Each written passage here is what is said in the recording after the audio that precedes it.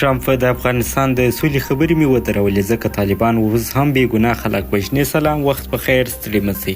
له دې مطلب تر لیدو نه مخکې چینل ضرور سبسکرایب کړئ.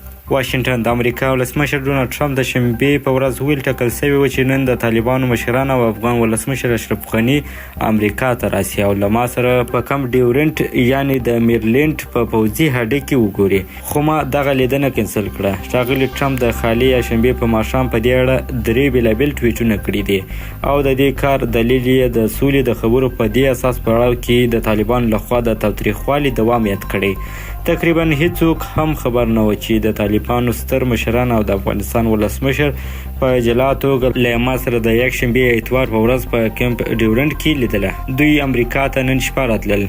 له بده مرغه دوی د غلط امتیاز ترلاسه کولو لپاره د هغه برید پړه پر غاړه واخیستله په کوم کې چې زموږ یو ښه سرتیری او 11 نور کسان ووژل شوه.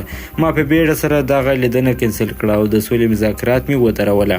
ټرمپ د خپلو ټویټونو په دوام لیکلي دي که دوی یعنې طالبان د سولې په دې مهمه خبره کې په اوربان موافقه نشي کولی او حتی 12 بېګناه کسان وژني، نو دوی د یوې معنا لرونکي تړون لپاره د مذاکراتو توان هم نه لري.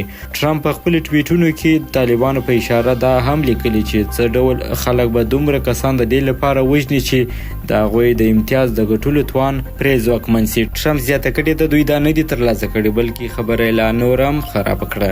ولسمشر ډونالډ ټرمپ د افغان سولې په اړه د خبرو رول او د وسلوال طالبانو په اړه دغه څرګندونې په داسې حال کې کړي چې طالبان نه یوازې د سولې د روان بهیر پر وخت په افغانستان کې تاوتریخوالی نه دی کم کړی بلکې تر پخوا یې نور هم زیات کړي.